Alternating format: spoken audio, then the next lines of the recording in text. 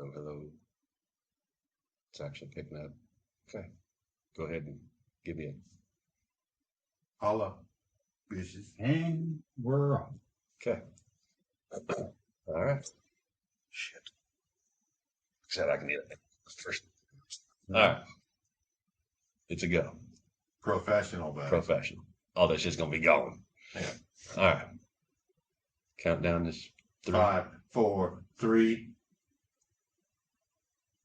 Welcome to the Wrong Call Sportscast. Yes, I am Josh Tidwell, Mr. Dave Yagi. Yep. Special guest this month, Mr. Bradley Damron. Yeah. He is here for his month of May episode. Right. This Brad is the race guy. He's the month of May. Varoom guy. We added our racing notes to our podcast for Mr. Bradley. So as you guys may know, Brad is our research department.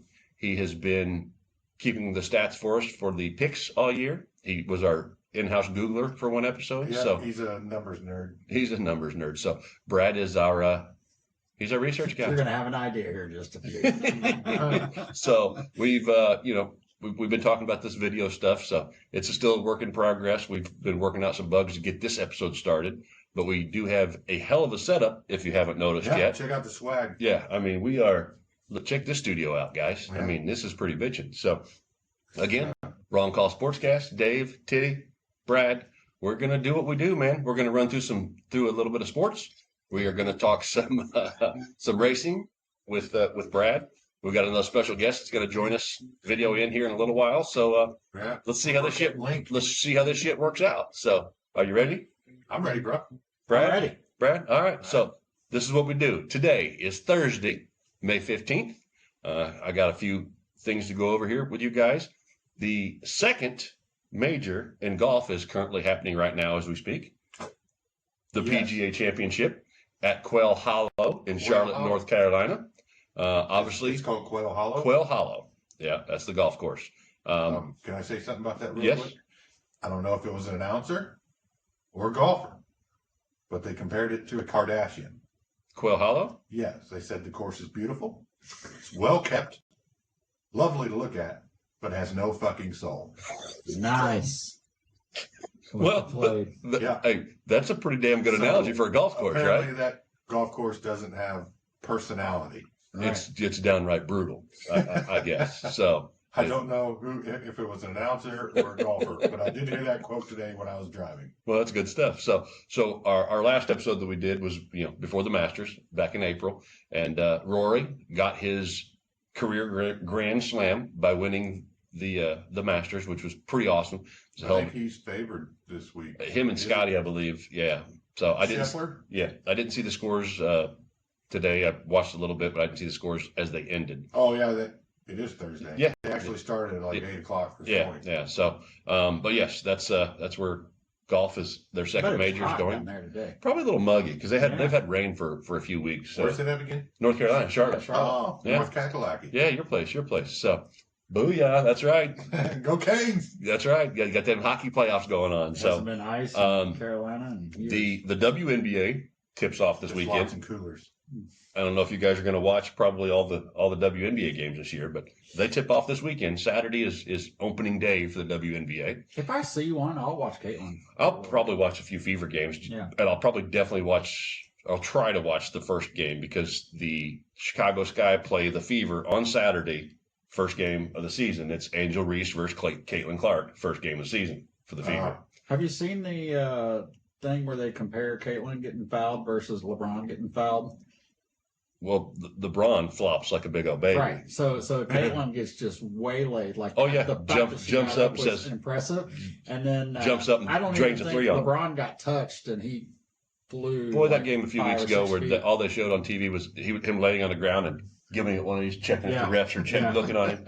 Say, are they checking on him? Looking up at the Jumbotron. Am I okay? So WNBA is tipping off this weekend. NFL. Before we get into some playoffs in hockey and NBA, NFL has, they've had their draft. Rookie mini camps are starting. We had a big schedule release show last night on the mothership. Yeah, big schedule release. There was a few games that kind of stood out. A few important ones. Super Bowl rematch week 2. KC and Philly.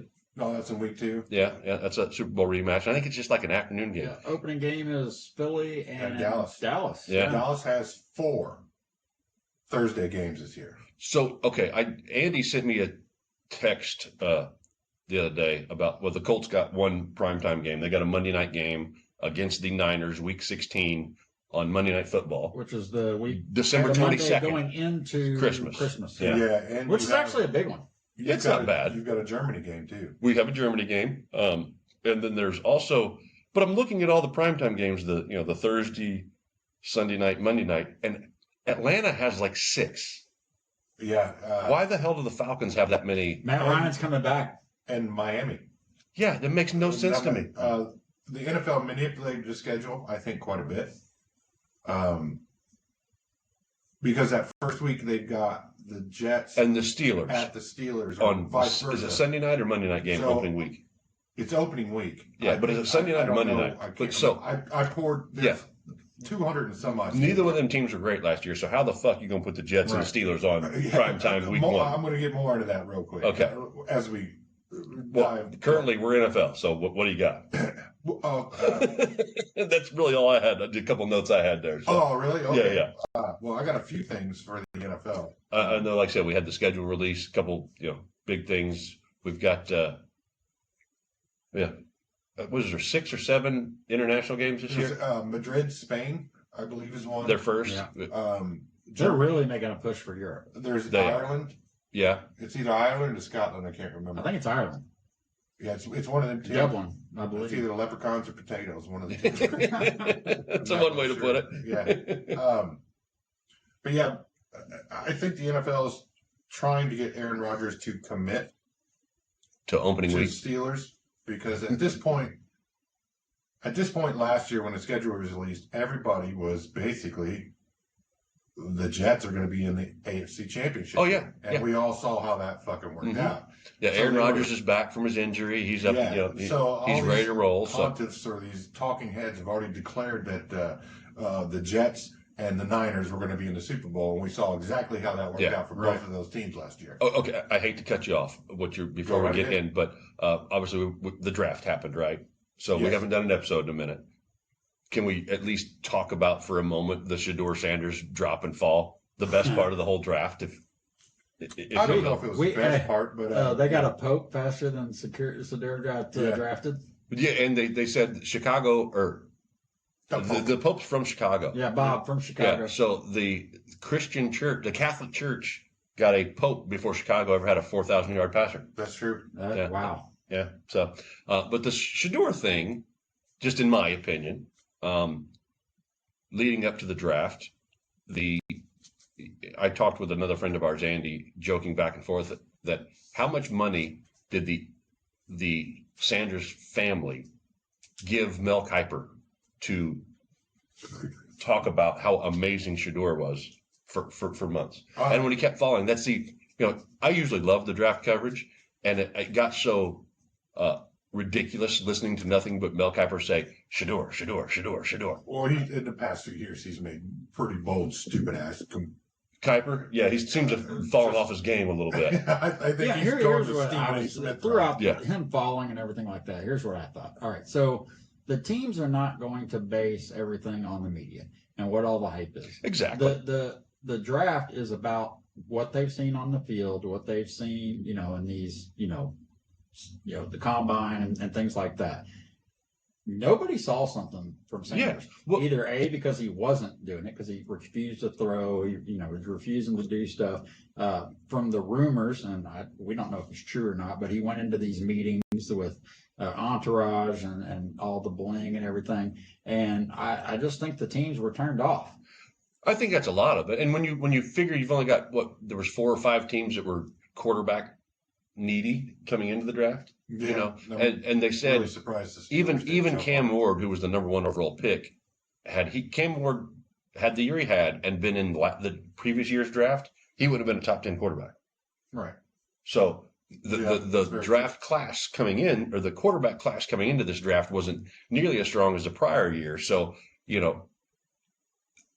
again, 32 NFL teams, 32 general managers, All of them have their own scouting department. That's not the media that's blowing smoke up everybody's ass. Right. They know what they're doing a lot better than all of us and anybody in the media. Oh, yeah. Well, and if you think So- about it, leading up to the draft, the media's bored. I mean, Yeah. they got some baseball to talk about. Hockey's starting playoffs, but honestly, NBA sucks, they've got nothing else really to talk about. Yeah. Except for hyping these guys up. And Exactly. Every year, A there's lot of always draft is somebody just or hyping even a a lot of couple of players people up. that they hype up that turn around and fall. Sure, It happens sure. every year. I mean, It was a big guy this year with a big name and everything. The family I and think all that's that, why we yeah. noticed it a lot more this year than what we have in years past. probably so. And the craziness of retiring his number Dude, already. he didn't win a playoff game. He didn't make the. I mean, pretty that's sure just. Cordell Stewart didn't appreciate it. Yeah, that's still the most dumbest shit I've ever heard. But hey, you do you, Colorado. You go Buffs. Yeah. All right, I'm sorry. You had more schedule release stuff. Like I said, we didn't. We Oh, haven't, yeah, we haven't had a weekly episode, so Right. I wanted to bring that up a little bit and kind of touch the old Shador. Wait, okay, your first pick for the Carolina, because Yegi's a Panthers fan. If you don't know, Yeah, we got a receiver.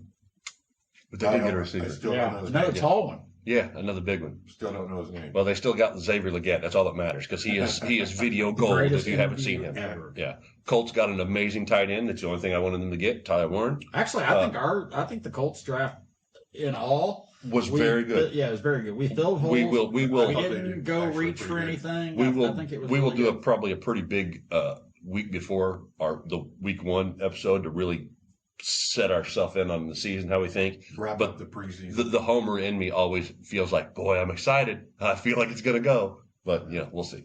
Yeah, they got to make it out of training camp. without getting True. hurt. That helps tremendously. And one thing I will say is that Cleveland was smart in that draft, realizing that they don't have a quarterback. So they drafted two of them. Well, they gave up on Travis Hunter. They didn't ruin his kid's career. Yes. Right. So what they've done, I don't know. They who's in actually charge did of have it, a decent is draft. flood the quarterback room. Yeah. And hopefully one of these fuckers is going to work out. Right. Cream rises to the top. Yeah, So, we might get a 5-6 year franchise quarterback out of this. but it's still Cleveland. You took two in the draft. Yeah, it's And still you Cleveland. signed I the think old they've been man, saying that since the and late you got- 90s. Yeah. Kenny fucking Pickett. Kenny Pickett, watch him. Yeah. Hey, one of the best fucking videos of all Yeah, last year. man. Hey, he tackled himself, releasing the ball that was way too heavy. I'm really going to miss where there's a will, there's a turnover. We do. Yeah, we did Because lose. he We did Went lose out of another. his way to figure out how Yeah. to fuck up each game at the very end. All right, so you got some schedule stuff there for us. Some schedule stuff. Out of all the teams, 3 of the teams do not have primetime games. And that is Cleveland, expected, Okay. Tennessee, expected, and New Orleans. Which New Orleans is right now is in the worst position because Derek Carr just retired. Yeah. Yeah. Because he had Yeah, he wasn't going to come back from His his shoulders. Yeah. Is that kind of a kick in the dick to do that after the draft? Well, they leading into the draft, everybody knew they needed a quarterback because he only had a 1 year deal left anyway Yeah, that they right. weren't going to re-sign, and he was injured, so they knew going into the draft that he may not even play. Right. So I mean that's it was a it wasn't possibility. yeah But there's another caveat to that. This is the year Arch. So suck for Arch. Get him home. you know what I read a big thing with Eli went back to Ole Miss, Peyton went back to Tennessee. There's no guarantee Arch is going to come out after Yeah, this year. I think Arch Yeah, stays I mean, an there's no extra year. guarantee, but Yeah. that's the thing now. Now Arch is the project Yeah. or a prospect. But we still don't even know how good yeah, he's going to be. I was saying until we even see the kid play. Yeah. I mean, he played 2 games. He started 2 games at Texas against the Scrubs after Ewers got hurt. I think Yeah, he just started 2 throw it games and then he came in a 3rd game, like the second half that they Yeah. were up. Or We had some whatever, decent but- showing. Yeah, he did. But again, it We wasn't raised against. some of the stats. Yeah, He it had wasn't won against 1 or great 2 of those competition. games. So Which, we will see. honestly, as far as the Colts are concerned, of course, we're biased. It actually helps if he does stay another year because then we'll know If Richardson does suck ass this Yeah, year, because then if we still have a shit show at quarterback here, we can shit the bed the following year when everybody else is like, scrambling. yeah. All those guys that are gonna try to stay low key this year to get him, and then he doesn't come out. They have to get somebody. Now they've got somebody, and they can't get him the following year. We've got a year to show. So The honestly, NFL Arch, is the stay best. in school, man. Hold Stay on, in buddy. school. The NFL is the You got best Daniel soap opera. fucking Jones, buddy. You got Danny Dimes. Danny Danny Pennies. No, Wow. it's a new year. Everything Okay, resets. okay. Dallas gets their D back. Oh, that's right. They Wow. do. They do. For at least for a Even couple on weeks. day one, even the Jets have hope right now. That's right. That's right. They do. And They do. especially Miami, because the NFL is putting them on prime time. a Prime lot. time. So we covered the 3 teams that don't have a prime time game, minus flexing that could take effect. Because if you looked at the schedule the last 3 weeks, Yeah. they don't tell you what time the games are. They're all TBD. Yeah, they're Yes. all to be determined.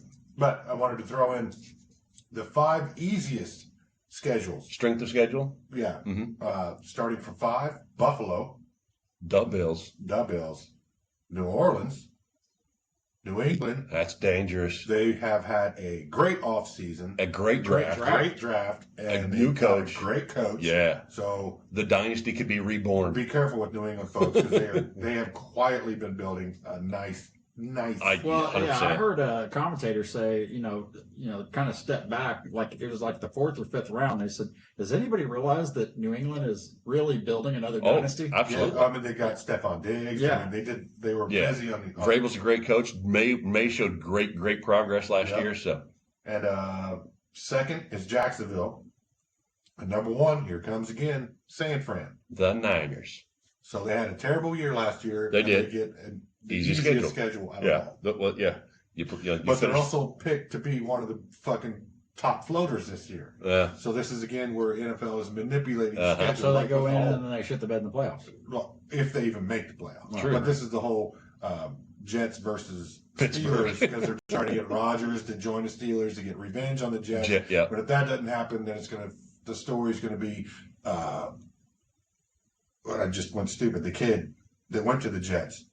Justin Fields. Justin Fields versus the old team that benched him over Russell Wilson. Steelers. That's right. See, See? there's a lot of storylines. Oh yeah. that's Hey, going the on. NFL knows the best soap opera in all of sports, man. We know and- this. Yeah. They know what they're doing. And they And know, just for Dusty, I hope J.J. McCarthy has a hell of a year in Minnesota. and he hasn't. There's no word on whether he's going to play or not. That's still up in the air too. Well, I've heard that he's good. I mean, that he should be good for the start of training camp. Well, he's got the coach's confidence, but Yeah. that doesn't mean he's going to be ready to go because he did have his minor setback a Yeah. month or 2 ago Yeah. when we were doing one of these shows. Anyway, the 5 hardest schedules. Number 5, Philly, acceptable. Yeah. They won the Super You Bowl. win the Super Bowl. You win. Yeah. You win the division. Yeah. You play all the number ones. Number 4 is Chicago, The Bears. the Pope, and number 3 is Cleveland, which Yeah. every year their schedules Good are. Well, I was times. gonna say in that division, you got Baltimore. I know, but every year it's hard for Cincinnati. Cleveland. Yeah. Yeah. It is. It is. Until they show us otherwise. Number 2, the Giants. Okay. Yeah. And then number 1 is Detroit. Ooh, the Lions. New OC, new DC. It's going to be a tough, interesting year. What did Cincinnati do this year? They're pissed off. They pissed off Hendrickson.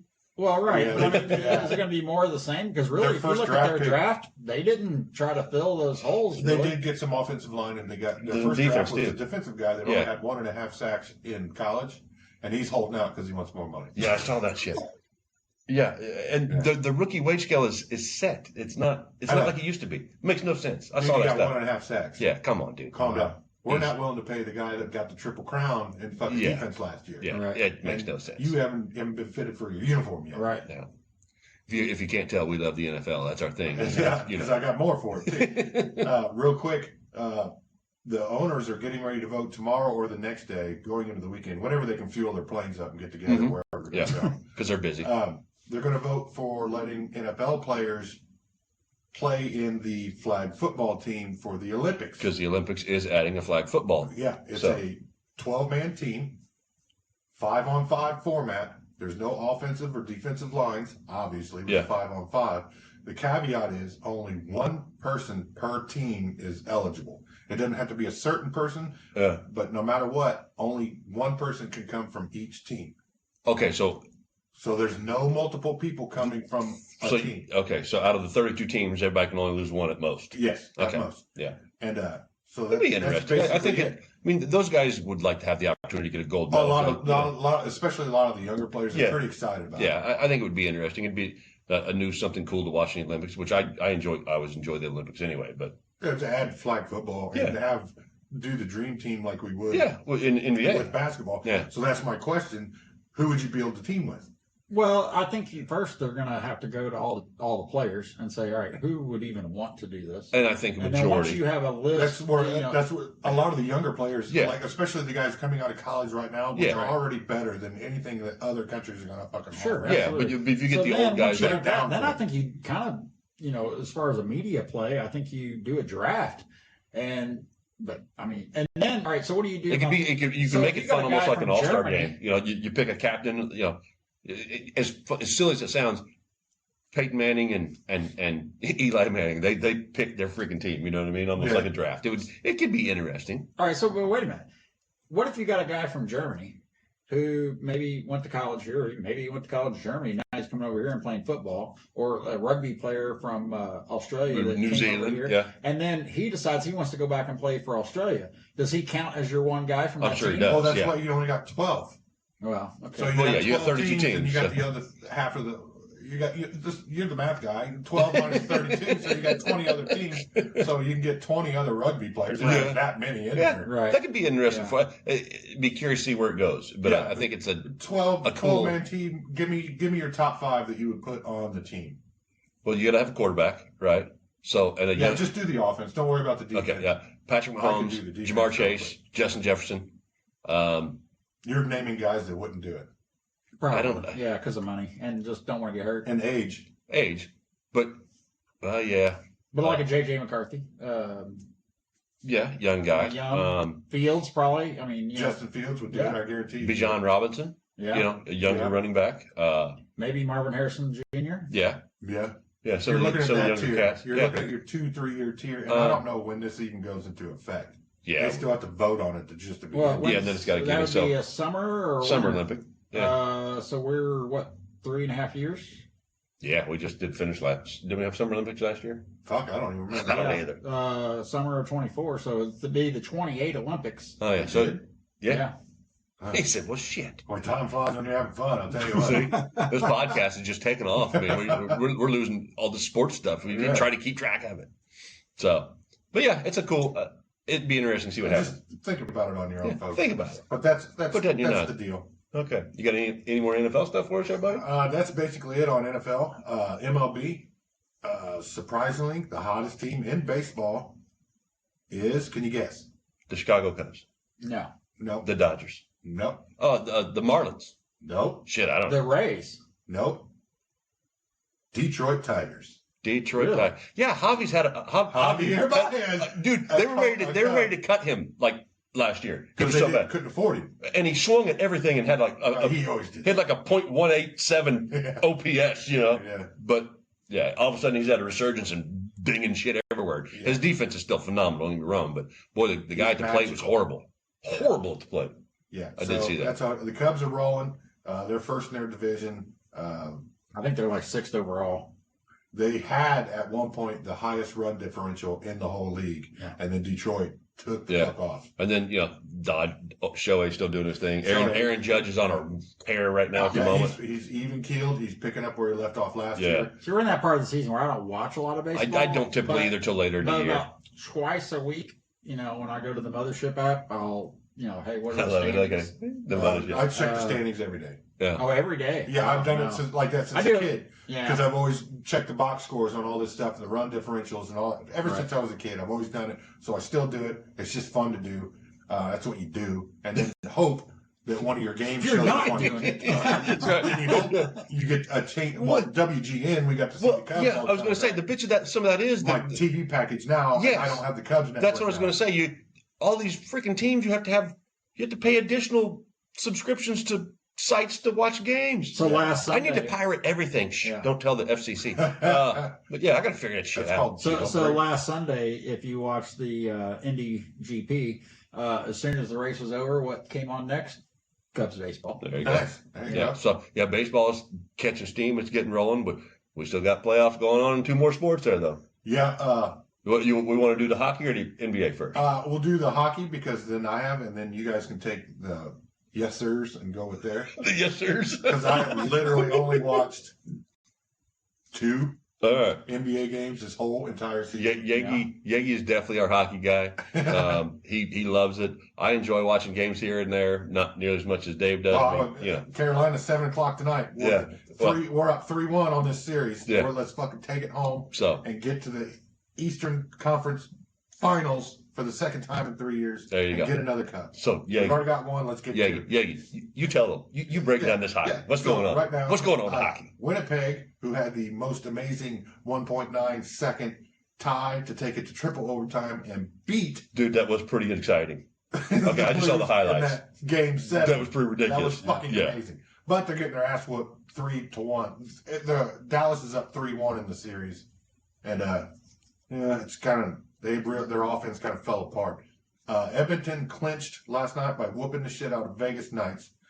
But in my personal opinion, I wanted the Knights and Dallas to end up in that spot because those two teams hate the fuck out of each other. And it'd have been old Detroit versus Colorado Avalanche shit. Fighting shit. They would have just beat the fuck out of each other. Everybody loves fights in hockey. Edmonton, for the second time in a row, is in the finals. Well, Western final, but they lost to Florida last year in the Stanley Cup. Okay. So that was the first time a Canadian team has been there in a long time. Yeah. And they have a chance to go back. So Edmonton wins. Now going over the East, Florida is up 3-2 over Toronto. Toronto started hot. They haven't found offense in a minute. They didn't even score till like the last 2 or 3 minutes of the game last night, and they were down 5-0 until that even fucking happened. Before that, they hadn't scored in like 238 minutes. Damn. So they've been struggling. Yeah, Toronto just fell apart. Yeah. And the goalie, he's rattled. I don't know what's wrong with the fucking kid. But of course, tonight we got Carolina 3-1 over the Great 8, Ovi. And the Washington Capitals. They're up. Which the Capitals are fucking tough, but Carolina. They're up 3-1 right now, right? They're up in the series. Okay. Yeah. Okay. And that game's tonight. Actually started right now. 7:00. Okay. Carolina is coached by one of my top 5 all-time hockey players, Rod Brindamore. Okay. That played with Eric Lindros in Philly. He was a right or left wing. Flyers? Yeah, in the Flyers. Okay. But I love the guy. My number one favorite player is Jeremy Roenick and always will be. And if nobody likes it, I'm going to send Jeremy Roenick over to beat you up and talk you into it. There you go. You will be a fan by the time he's done with it. Well, but you're going to beg to be a fan by the time he's done with you. But yeah, Carolina's up 3-1. Hopefully they close it out. But the funny thing about Carolina is over the whole season, they have outshot shots on goal, SOG, when you're looking at the fucking thing, if you don't know. Yeah, the little things, that's what that shit means, SOG. They have outshot their opponents 37-1 in 90% of their games. Wow. They're getting after it. Yeah, they beat the Pistons. They are down there. Yeah, they sogging the shit out of it. That goalie's going to be fucking tired. Yeah. But that's all I got. So come on, Carolina, pull through. Toronto was my very first hockey team I fell in love with when I was a kid because I had to pick, and I picked one of the original 6. Yeah. And a team, Matt Sundin was a great player that I fell in love with. So, yeah. So go Carolina. That's your hockey update. I'm done with my football update. Booyah! I gave you a touch of MLB. Take us to the yes sirs. The yes sirs. All right. So I have not paid much attention to the NBA all year. We've joked about it. You know, we always kind of gave stats. I've literally watched 2 games. Well, I haven't started. I always followed the Pacers enough on the box score. Did they win? Were they in the standings? How they doing? How they looking? Now that the playoffs have started, I've tried to watch all the games, at least the ones I could that weren't on a fucking paid. Oh yeah, that first round paywall. Was bullshit. They dicked Pacers and all that. Yeah. They dicked the fans. Yeah, there's sold out games. At least a fucking sold out games. ABC is a terrible network around here. Yeah, TNT, whatever. But a sold out home game that you have to is behind a paywall to watch it in the state of Indiana. You have to have FanDuel or whatever the hell it is that pays. So NBA TV. I remember Eric telling us. That's the dumbest shit. I thought I canceled. How are you going to keep fans engaged if you have to pay? If they have to pay to watch a playoff game that's sold out. The NBA wonders why their viewership is down. Is down. The LeBron James is still there, but that's the reason my viewership. Mine too. Okay. But I've started watching the playoffs, and of course the Pacers are fun to watch. They're our home team. Right. They don't have a superstar, if you will.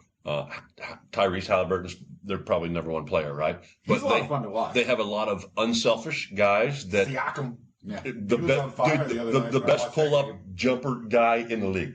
That Miles little Turner? Siakam. Siakam? Yeah, that's mid-range game, best there is. But they play unselfish, very high tempo, great defense. They're fun to watch. So yeah, the Pacers are sitting there done, waiting on who they're going to play in the Eastern Conference Finals.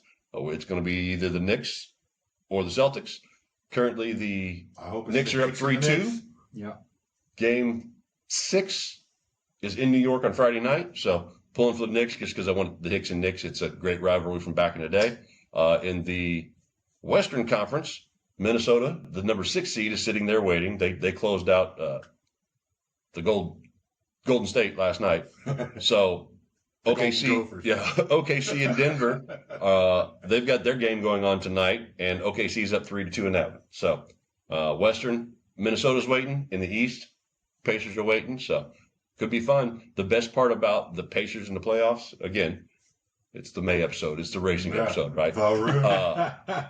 Pacers and Racers. Yep. Game 3 of the Eastern Conference Finals is going to be at the Fieldhouse. I would love to say Market Square Arena. But it's going to be at the Fieldhouse, Game 3 on race day. So we're going to have the Indy 500 during the day, Game 3 of the Eastern Conference Finals in Indy that night. So tips off at 7, I believe. Yeah. So love for it to be the Knicks, but if it's Boston, I feel good about the Pacers' chances in either series. So Racers we Pacers. will see what happens. But you have anything else to add to the rest of the sports there, Brad? Before we take a little break? No, I think pretty much got it covered. I'm glad that the Pacers have made it this far. Hopefully, they don't put anything behind any more paywalls.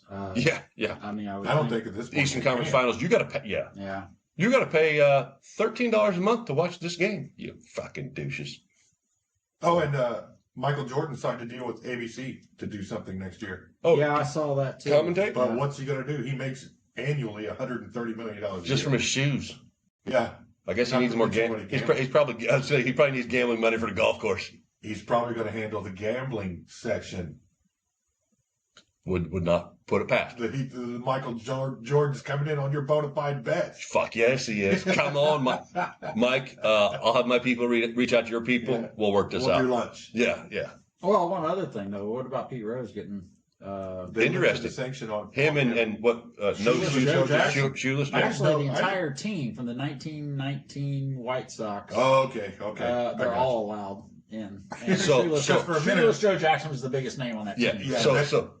Yeah, I totally forgot he was a White Sox because I was like, what the hell did Shoeless Joe do? Yes. And then you said the White Sox, that's famously the team that threw Yeah. for gambling reasons. So the Yeah, question is, yeah. Yeah, that makes total, because Does- the whole time I'm like, what the hell did Shoeless Joe do? so does Pete Rose get in now, Motherfucker and when didn't does it have no happen? shoes.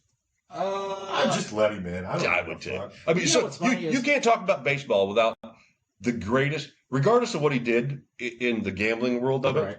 He was still the greatest hitter of all time in MLB. He never bet his team to lose. No, Right. but so what he did on the field, physically as an athlete, is untouchable. And what he did as a manager wasn't going to get him in the hall anyway. No. So Yeah. what? And that's when this, supposed betting went on. But Yeah. So I think he gets in. It sucks. It's Which, posthumously, here's but the thing. I've been there. He already had a room.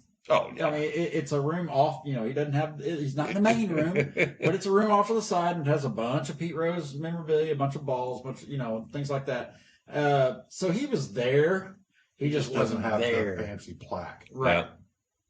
Yeah. All right. So, ladies and gentlemen, we will be back with you shortly. Yeah. We're going to bring somebody in, and hey, what time? What we coming back with? Varoom. Varoom. Come in with the racing. And he's on it. It's a new track Yeah. record. I missed that guy. Oh, yeah. Yeah, that's collaborative. Everyone does a hell of a job. So, all right, ladies and gentlemen, we will be right back after these words. We are back from the break. Hope you guys didn't miss us too much. We were working on some things. Our break took a little longer than expected. We had a special guest that was going to come in, Logan Overlees, our buddy from Kansas's son, is a huge racing fan, and he was going to join us. But, like we've said before, Difficulties. learning process with the And video we took Winterhawk Studios on the road. on the road. We are mobile. So if you It's the wheels. birthday parties, if you want us to do a bar mitzvah, we can do that. We are mobile. We can take all this shit. I'll lift the chair. Yeah, come on. Yeah. So the Wrong Call Sportscast is mobile. We can come to your place, do a special episode any given time. For an easy fee. Yeah, reach out to our people. So, but we were trying to get Logan in. He's a big fan of the show, big racing fan, and this is our racing episode. So we were hoping we could have him in for the episode, and it just didn't work out. So we'll give him some props. Yeah, Logan's on his stuff. He knows what's going on. We tried. But hopefully he will be in town soon, and we'll throw down a little episode and let him talk some racing, and you guys get to see him. And we'll go. This is a little racing town. This is a racing town. This is kind of what we do here. The greatest spectacle in racing. It is a spectacle. It's a spectacle. Especially the snake pit. But it is. You know, back in the day, back in the 70s, Nick, when our parents were alive. They're bringing it back, man. I got pictures over there. Gronk's the MC at the snake pit this year. Yeah. That's right. That's some booty hanging out. That snake pit. Pictures on the wall. Hey, it is May. I've never noticed that. It's some random lady from 1986 with her titty hanging out. I mean, just titties hanging out in the snake pit. That's what really they did here in Indy. Yeah, we're not going to pan that way, but it's really there. There's FCC violations or something. Yeah, I feel like I'm in the snake pit right now. Wild. Yeah. Open another beer. Real quick before we move on, don't forget, the Wrong Call Sportscast, we have merchandise. We have energy drinks. Dubby energy drinks. Hydrate there. Go to W Energy on your phone, check it out. Whatever you want to buy, put in coupon code The Wrong Call. Those 3 words get you 10% off. That's right. So W Energy drinks, hook us up, buy some stuff. It's great, fantastic flavors. We also have the merchandise store, rocking the Wrong Call. We got koozies, we got banners, we got shirts. We got the special edition Varoom shirts that are out now. So make sure you guys check them out. Hopefully, in the near future, a website will be coming to make these links more easily available for you guys to find this stuff. So, but hey, this is what we're here for. We are here for racing. We are here for Bradley. It is your time, brother. Hey, we've been talking about this for 6 months. So we're at West 16th Street. Talk us through it. Well, hang on. We're gonna break down a couple of the series.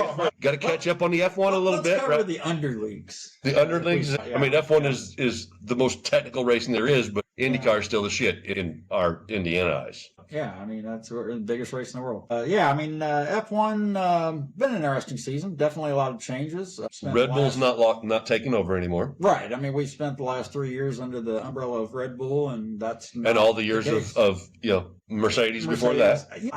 I'll tell you what, man. They got this new kid at Mercedes, and he is phenomenal. The one out. Yeah, Kimmy. They brought him in. And I've just kind of been paying attention to see what he was going to do. And I mean, I'll tell you what, he's got the potential. I mean, he could be another Lewis Hamilton. He could be a Verstappen. He's a driver. Motor. So obviously he's white. Yeah. Yeah. But he came from the karting world. I mean, he's just a good kid, nice guy. He's not stuck on himself, things like that. Seems like he's got a pretty decent family, but I mean, he kind of came in and is playing dumb, and I mean, he's learning he's and fast. get racing. Fast. I mean, he's given George, of course, George is George, and he's doing well with Mercedes. But Kimmy, I mean, as far as the rookies and they're coming in this year, I mean, he's done fabulous. I mean, really. How many races in are we in the F1 season already? I believe 6, if I'm not mistaken. And Norris has won, Piastri's won, right? Both McLaren drivers have won. Yes, actually, they're the only ones that have won. Verstappen's got a win. Does he have one? He yes. may have one, right? Did George Russell get one too? No. No. But he's been on the podium for every race, I believe, except for one. Okay. But yeah, I mean, Oscar's leading the points right now.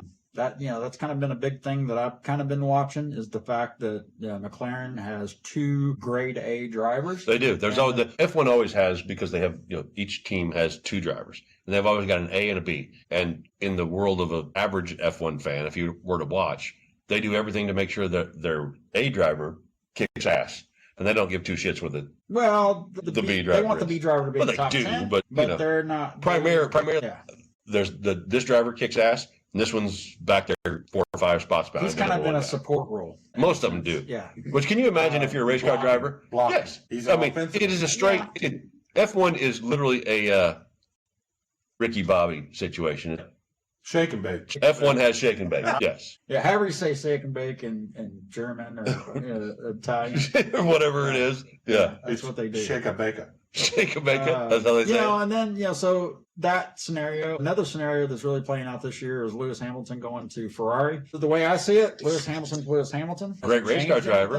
He's not, When you get in subpar equipment, it makes a big freaking difference. Yeah, but Ferrari is Ferrari. I mean, I do believe that they are subpar. I think they are behind everybody, but they're, watching the races the last few weeks. McLaren and Red Bull. Yeah. Really? Yeah. And Aston Martin. That'd be Fernando and Lance Stroll. Yeah. Yeah. If Lance Stroll could just please go away. But Lewis being at Ferrari, I know it's a dream job for any F1 driver. It's a prestigious company team. Right. Ferrari is, but they've fallen off the last few years, so it's not right. as. But, I mean, Michael Schumacher won all them championships and all them races in that red Ferrari.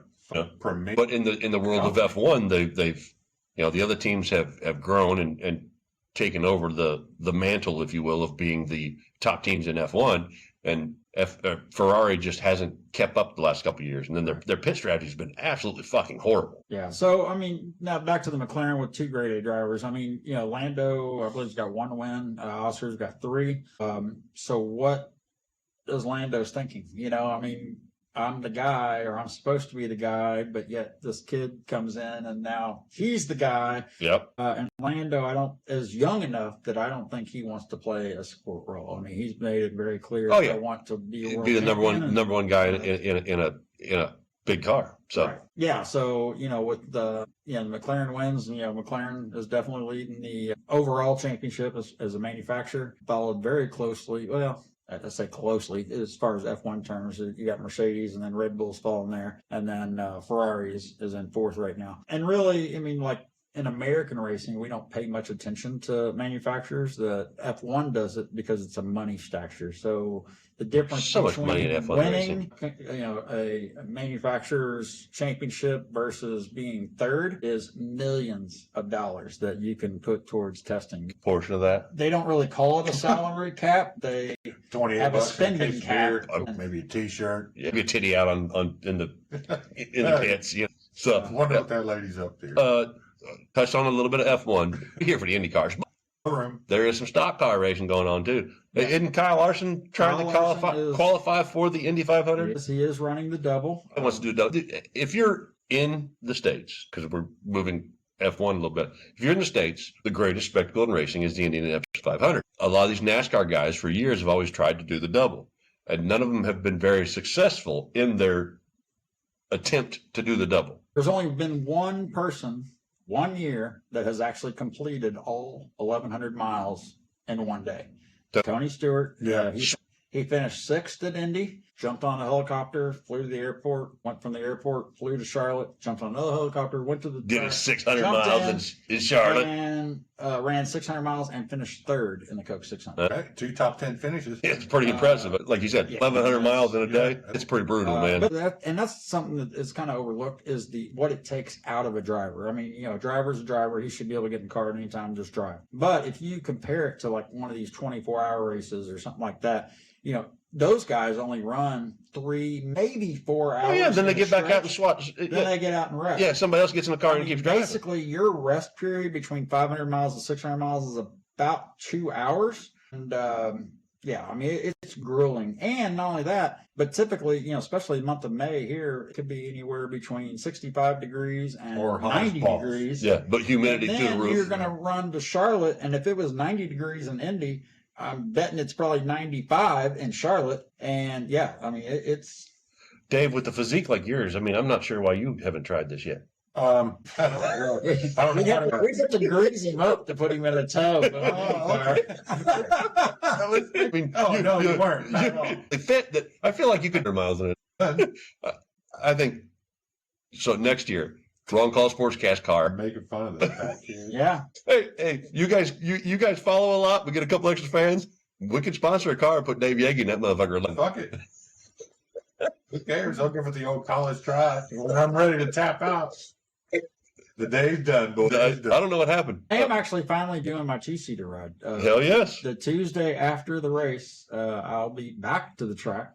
To go 200 mile an hour around the oval. Yes, Yeah. Bradley's back. I don't, but Davey Hamilton is typically the guy that's been doing it. I listened to an interview with Ed Carpenter the other day, and He has been doing it. He's some. been showing up and Yeah. doing them too. Uh, I would rather one of those guys other than Mario. Not that I don't like Mario, Well- but he's damn near 90 years old. Yeah, something he we're drove that actually shit for a gonna while. get to that, because the NFL is going to cross into the Indy 500 this year. Oh yeah. They're running the two-seater before the race, on the parade lap Yeah. and the pace lap, and it'll be Tom Brady And Jimmy Johnson. and Jimmy Johnson driving the car. Yeah. Now, if you've ever watched Jimmy Johnson in an Indy car, He was not very good. I he watched. doesn't typically finish his allotted length of race. So let's say they go around 2 laps. He may wreck the two-seater in front of the entire world at the Indianapolis Motor Speedway. Well, I guarantee everybody in Indiana wouldn't be heartbroken if Tom Brady was injured in an auto wreck. Well, I don't Hey, want him look, injured, hey, but He's a part owner Yeah. of the Raiders now. You Okay, know. just calm down. yeah, if they And he passed on turn, Shadur. I think there would be an ooh first, and then the Yeah. crowd would go wild. Yeah, But yeah, actually, Kyle Larson is going to try to run the double, depending on the weather. And with the fact that he's leading the points now in NASCAR, he's got, I believe, 3 wins. And then NASCAR went and made a rule in the offseason that said that if you don't show up for a race or don't start a race, then you lose all your postseason points, which to me was kind of a shun to the Indy 500. I really, especially with both of them being on Fox, I think they ought to work together. I think that's ridiculous. It's interesting that you brought that up because I saw a thing. Dale Earnhardt Jr. has a podcast, Right? and I don't know if we talked about it. I think we talked about that Saturday. I saw you at work. NASCAR, kind of like NBA, has continually lost viewership, and their popularity has went down massive. I mean, at the end of the, obviously when Dale Earnhardt passed away, but they still had Jeff Gordon there, Jimmy Johnson, and With Stewart. Talladega Nights. yeah, Tony Stewart. Yes, yeah. Did. Yeah, so- if you look at how it But progressed, they kept changing their point system and the way that they scored and the way that the season progressed to the point where now there's no what's the fucking word I'm looking? There's no Common sense. urgency. There's no urgency to win races and every week because you could suck all year and not even try. If you win one race, it puts you in the playoff, right? the So championship, you could Daytona 500 and then and not sit back. and not even Well, finish with second. Daytona 500, that should be an extra fucking boot. Well- Just like in the point series for IndyCar, if you win the Indy 500, Well, yeah, that should also come with a points boost. sure, Like for, of course, it's because it's a It Super used Bowl. to, just like winning this after- year, but there have been it's a years that it was double. prestige moment. Yes, there's an aura that comes with those races that you should be rewarded for. But NASCAR has changed their points and things so much the last couple of years, and they did it to try to bring more people in because the idea was the playoff would elevate the viewership at the end of the year, get more people watching. Because there was a few years there when Jimmy or Tony or somebody would They're so far ahead. they had such a point lead Right. that they thought that was the reason that they were losing viewership. But now they've done it to where all the other races in the beginning of the year are just kind of, other than the ones that people like, the restrictor plate races like Talladega or Daytona or Bristol. People watch those just because of the aura of the race and what it is. So now your regular run-of-the-mill races every week, nobody's watching because nobody freaking cares. Because all you got to do is win one, suck the rest of the year, you get in the playoffs, and you have a chance at a championship. Yeah, I mean, a couple of big races that I always watch is Talladega and then Bristol. But Bristol's a lot. I mean, it's fastest, half mile in motorsports. Used to, you had to buy your tickets the previous year in order to get a ticket to Bristol. Now they had almost 15,000 seats available day of the race. Racing is still You just exciting. walk up to the box office. Yeah, I grab mean, one. it was ridiculous how many empty seats there were at those races. Racing is still exciting, but like anything, things change. What they enjoy changes. But when you try to change to the new viewership and you kind of get rid of all the old guys that have got you there, Right. alienate them, if you will. Well, they were fan favorites. Well, yeah, So if guys like us your kids didn't go with you, they're not interested. sure. But you lose those people when you lose guys like me that's not taking his kids there, the new fans, if Right. you will. That's a problem for anything. And Yeah. it's crazy. Sports world is nuts, and it ebbs and flows in every aspect of sports. But yeah, you got to find a way to keep them. And Boy, once you start losing them, you just got to fix it. NASCAR. I was a diehard NASCAR fan for years. At one point in time, I could tell you who every driver was, who their crew chief was, who their sponsor was, what team they drove for. I knew all of it. Right. Well, and that's something that we actually talked about that when I saw your work, was the fact that the sponsors now are a lot of these tech companies that people don't have personal interaction with. Yeah, you don't get a Super Bowl commercial of that. You would walk into a liquor store and you saw the Miller Lite driver, the Rusty Jack Wallace Daniels driver. Yeah. You know, you saw all of these. Yeah. The Hooters ads or Kowalczyk or whatever the hell is it? what's that? The Kowalczyk, I thought it was Alan Kowalczyk. Yeah, I mean, hey, everybody knew the Goodwrench Chevrolet of Dale Earnhardt, right? Yeah, You know, I mean, yeah, fuck yeah. Die Hard. You know, But they've gone away from They have, tech the companies. sponsors. So to get that younger crowd, you know, you would almost need an Xbox sponsor or something, but they don't go after that. And Yeah. I don't understand why. Sponsorship did drive the popularity of drivers. In NASCAR, a lot of those sponsorships were working class companies, Right. Bass Pro Shop, Remington. Jeff Gordon, the DuPont Chevrolet. You It know? was the Winston Cup. Yeah. They smoked cigarettes. Right. Awesome Bill from Dawsonville, buddy, drove the big Winston car. Yeah, had Snap-on tools. Valvoline, Martin. People used normal people, and they got behind And their you could shit. walk, you walked into your stores and you saw the cutout of your driver, for years. I would only go to Home Depot because Tony Stewart drove for Home Depot. I would not go to Lowe's. See, I did because I was a diehard Jimmy Right, Johnson fan. yeah. I love Home But Depot all because that's it's gone like away. And so a the half mile fans from my that house. they have are getting older. And they're not doing anything to bring these younger fans in, which is why their popularity is dwindling. Yeah. And like I said, Talladega Nights, when that movie came out, that was the heyday. Oh yeah. And then it's been a drastic drop off since then. Well, if you ain't first, you're last, Brad. Right. Yeah. I mean, just ask Ricky Bobby. Right. He'll tell you. But yeah, on to the more important things. Month of May. Real quick, you know when auto racing started? No. This is a quote from Henry Ford. Okay. He said that second car came off the assembly line. That's when it began. And you know Who's going to be first? Who's winning? I don't doubt that.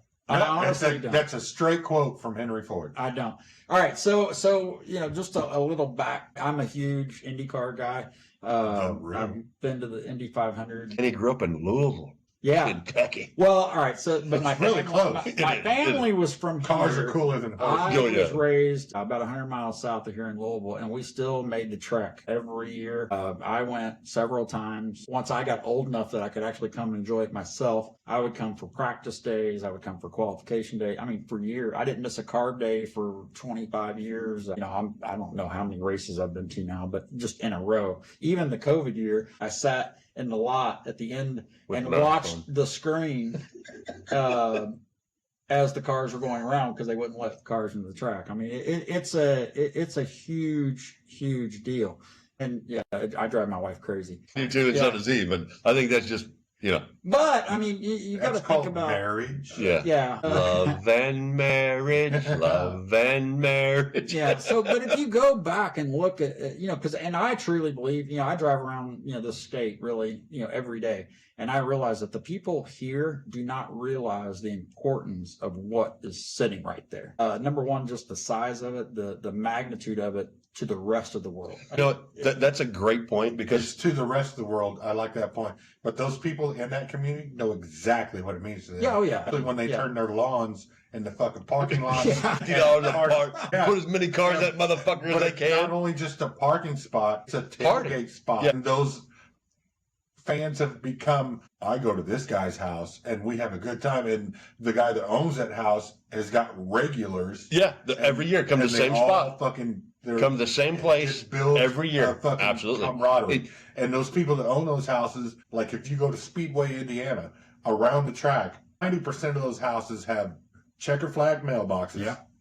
And they all have the flags Yeah. outside of their house, Yep. in the yard, somewhere, and always a goddamn welcome racing fans. Yeah. And it's funny, that community, It's a fucking community. that whole area around Speedway, it, like you said, it is, those people, they're not the greatest houses, it's not the greatest neighborhoods, but it's like if for football fans in Green Bay, that area around the stadium, those Oh, yeah. people, they own the houses, and when they're done and gone, their kids own the houses, and Yeah, on and on. that's exactly That is what the Speedway is to Indiana, to Indianapolis. Yeah. That's what it means to everybody around that whole city around that track. Right. It's a monumental experience as a fan, as a person that lives there. It's a rite of passage to be a part of May in Speedway. Right. So absolutely. last Friday, I went out there just for, I got to hang out, went to Grand Prix practice and stuff. Yeah. So, and as we're driving under the tunnel in 4, and I haven't been in a few years, the three of us and some other friends used to do Carb Day every year just for the party, to have fun. And I haven't, we had a tree. So I haven't been in years. So as my wife and I are driving under the tunnel in 4, as we're coming out, even I told my wife, I'm like, this place really is. I mean, when you drive under and you see it, you feel it, you know it. If there's cars, but you drive under that turn, the short chute in 3 and 4 to go into the infield. People that don't know, to get into the track, you drive under the track. Yeah, the track goes above you. Get into the infield. So there is a sense of awe, even going your whole life. Even Brad, as many as he's went to, there's a sense of awe that comes with going into the speedway, even for a day of practice, just because of the enormity of what it is. Well, and then the start. I mean, I can't even talk about the start of the race without getting goosebumps. It's insane. When you're, and TV does not do it justice. It doesn't do the speed justice, but where my seats are, that's cars, 100% live experience. Yeah, absolutely. I mean, it's like seeing your favorite band live versus just listening to the CD. Yes. Watch that pace car creep off and they hit it. And they're fucking going full fucking throttle. Right. Every car, like day 1 in the NFL, everybody got a chance. Exactly. It's the only race in the world that starts 3 wide. Yeah. And they qualify 3 wide. You've been to races. I've been to races. Brad still goes every year, but it's a thing that you have to, if you even remotely like racing, it's one of those things that you have to do in your lifetime. It's like, it's such a big deal. It's pretty fun. The Indianapolis Motor Speedway, there's so much history and aura with it. It is a place of prestige that matters and means something. It is, you drive under that place if you've never been there and you get in that infield and you see those things on the internet. You could fit the Roman Coliseum and 3 football stadiums and a soccer field inside of the infield of the Indianapolis Motor Speedway. Yeah, that's probably the biggest. I mean, other than the speed that the TV doesn't pick up, that is the size of the place. And you just don't know until you're there. Yeah, because each camera's just picking up a corner. Yeah, it's unreal. It's so massive. This group of fans over it's here, so cool. So I mean, you talked about history. So basically, the reason why it ended up there was not for a race. They actually, a guy by the name of Carl Fisher had an idea because he was in London and they were building a test track for cars. Cars at that time had been around for about 10 years. So he thought, the reason why the Europeans are getting ahead of the Americans is because the Americans don't have a test track. Well, what better place than Indianapolis, the crossroads of America, which Detroit right there. You can get to more major cities from Indianapolis than any other city in the country in a day's travel. So, like I said, crossroads of America. So he buys a plot of land for about $75,000. He went and got 3 other investors. They got together and they built this track. Now, when that track was built, it was horrible. It was dirt, sand, and tar. And they tried to run a motorcycle race on that thing in 1909, and it was horrible. In fact, it was supposed to be a 15-day event. It lasted 1 day because it was so dangerous. And then they thought, well, hell, we can't do that. Let's just run some hot air balloons up. So then they redesigned, of course, over the next couple of years. They got bricks. 1911, they bring these cars bricks. Here. they got bricks. Yeah, I got a brick right there in front of the Culver block, which was one of the, I believe it was 3.2 million bricks that actually made up the 2.5 miles. Yep. Can you imagine the size of that 2.5 mile oval? Can you imagine all with the bricks? bricklayer that laid all them motherfuckers? Motherfucker got paid. There's actually pictures for $48. There are pictures that I've seen for the whole entire job. Year. Yeah. That's when he bought everything for 1909. But yeah, so it was insane. So they get this idea. They actually had a few car races from 09 to 11. But they were only like 100 to 200 miles once they got the bricks laid and they realized they could do it. So then they invited everybody to bring whatever you got. You have to have a minimum speed of 75 miles per hour, and we're just going to I do that on the way to work. Now, I work 5 miles away. The reason why I bring this up is innovations that track has brought to the world. All right? So everybody knows that if you add weight to a car, it slows it down. Ray comes in with the Marmon Varoom? Yeah. And he decides that, you know what? I can cut close to 150 pounds out of this car by getting rid of my riding mechanic. Now, a riding mechanic really wasn't a mechanic. He would add oil as you lost oil, and he would also look around to see where everybody else was He was at. your spotter. Like a basically rally your spotter, car, like sitting rally with you. cross. So what he left did spot, turn left. was like, you know what? If I use my little pocket mirror, I can see behind me as I'm driving. Bad thing was the vibrations were so bad he couldn't see his pocket mirror. So what did he do? He built the first rear view mirror in any vehicle. Thank ever. you, Indianapolis Motor There you go. Speedway. There you go. So now we all have it as a standard safety feature in all your cars. A rear view mirror. I don't look at that motherfucker. And he won the race because he was underweight at a average speed of 74.6 miles Oh, he per was hour. flying to Hauling ball. 465. Well, all I'll day. tell you what. No, on a 465 is cobblestone- 95 easy. On a cobblestone road, he Depending on- was flying. Depending on what lane. Yeah. It's got to be the middle leg 'cause the left leg's stupid. And it took just under 7 hours to complete that race. Oh, wow. 500 miles. Jesus Golly. Christ. So they had about 80,000 fans in the That's in a the lot. stands at that time. 7 hours? It was just And they just were all right dressed in under fucking- 7 hours. So basically all kinds of that's stuff. the same amount of time it takes Dan to get anywhere. Right. Yeah, okay, Exactly. okay, Yeah. yeah. Because he has to stop Yeah. everywhere. That's a shout out to you there. Yeah. And Yeah.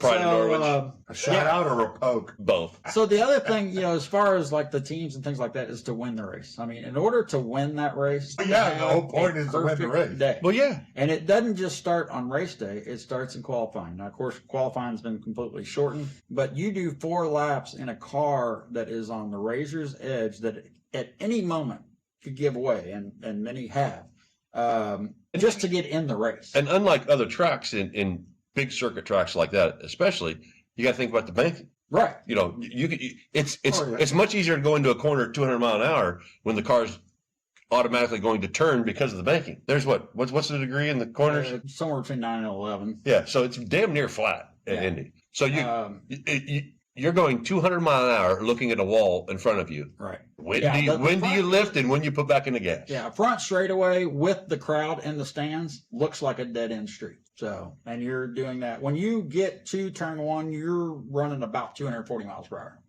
I'm telling you, anybody who's never been here needs to at least see it in person. Pretty insane. Yeah, that's what- Uh, Just a funny thing that happened actually last year is, of course, before last year's race, we had a huge rainstorm. The race didn't start till about 4 o'clock. So we're in my car, just me and my son. He looks at me, he goes, well, what are we going to do now? I was like, I don't know. I guess we'll just sit here and shoot the shit. So he's like, all right. So who's the greatest driver to ever run at Indianapolis? Andy Sullivan. The pass in the grass. No, spinning win. Yeah, he's Pass in the grass. Yeah, yeah, spin and win. Okay. Yeah. Pass in the grass was NASCAR. but Yeah, my bad. My bad. It's at Indy though. Yeah. All right. AJ, Helio. Okay. Rick Who- Mears, So basically, you're going to give me Rick the Nixon 4-time Sr. winners. That's what I'm asking. I was trying to. Collins Senior. Was that just 4 of them? Is that That's right? how we. And AJ. And Rick Mears. Rick Mears. Yeah. Okay. That's your 3 4-time winners. All right. But let's go back a little bit. Actually, AJ was there. But there was a guy, all right, who was from Oakland, California. He came to the Speedway in 1951 and did not qualify for the race. He ran in 1952. I'm sorry, in 51, he finished 29th because he had an oil pan failure. In 52, he started 8th, finished 17th, but he led 150 laps of that race. And then on lap 192, had a steering wheel failure. 198 laps short. 8 laps short, and he'd already led 150 laps. He comes back in 53. He wins the pole. He leads 195 laps and wins the race. The following year, he comes back. He starts 19th. He led 90 laps, ends the race. Okay. In 1955, he starts 5th, leads 50 laps. Okay. Now keep in mind, he started 5th, got to the lead, and on the 56th lap, was involved in a multi-car crash, went over the back straight wall, landed on a parking lot full of cars, and died instantly in the lead of the race. He led 71.4% of the laps he ran at Indianapolis. Bill Volkovich. I'll be damned.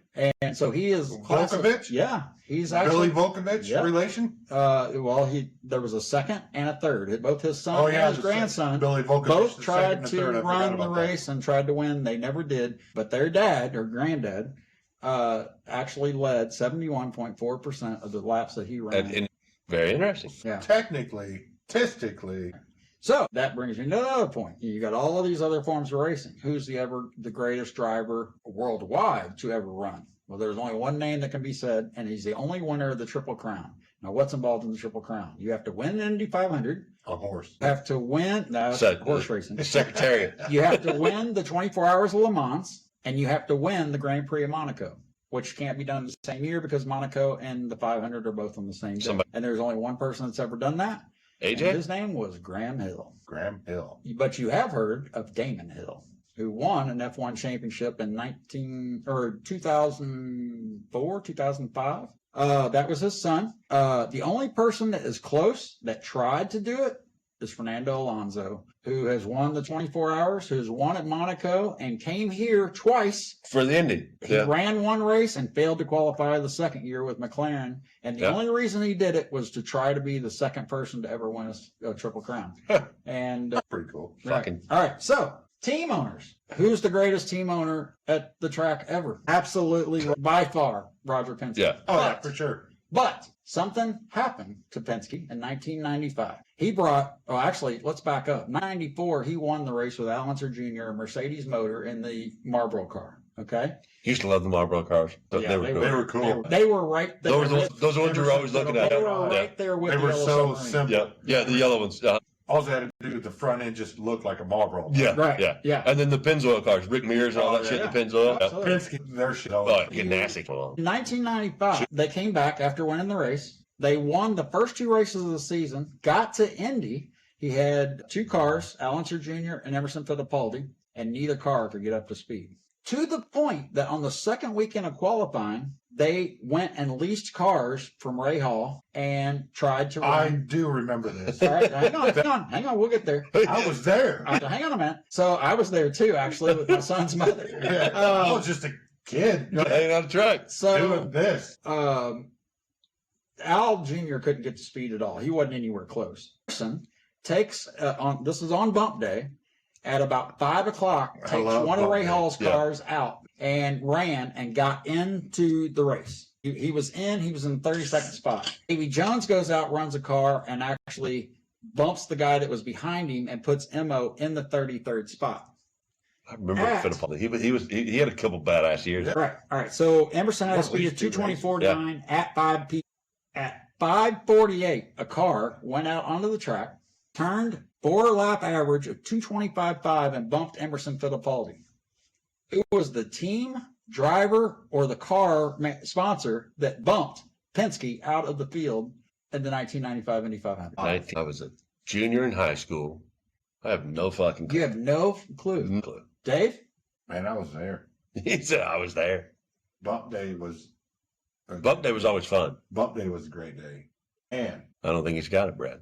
He's thinking of his days at the track growing up. He's going to know it in a minute. it wasn't Ari Lindike, was it? It wasn't Ari Lindike. Okay. It was the number 16, Stephen Johansson, Tony Bentonhausen, financed by Mr. Bill Yagi. Yeah, awesome. That's Actually why. bumped. That's a tire. That's this tire right here. I have a note by my old man written about that. Yeah. They bought a Penske chassis because Penske wouldn't give them up. Right. Yes. Good call. I actually had that conversation with your dad one time, and the smile that came across his face. Yeah, I'll give you the note. You can read it later after the show. Yeah, because he actually knocked Penske out of the race. With Then you Penske's have own to- shit. Yeah, that he got from them. So to you guys that are trying to figure out what the fuck's going on, can you elaborate a little bit this is our racing episodes. All the stuff, we're sitting in Dave's parents' house. You can see the racing memorabilia, the tires. Dave grew up in Indy. His parents had some ownership, owned some cars. Dave's family has been a big part of the Indianapolis Motor Speedway for many years. Elaborate just a little bit. I don't know where you want to start. So But he brought up an important part in that fucking tire off that car. great fucking My old fact. band had a note that's sitting right over there that was tucked in the spoke of this car, and I read it the other day. I was like, "Fucking kick ass." So just elaborate a little bit on how your family got involved with the Motor Speedway, with things that you guys did. Who was the drivers? Just a little bit. You don't have to go too in depth. Okay, I remember 1986, obviously with that chick's titty hanging out.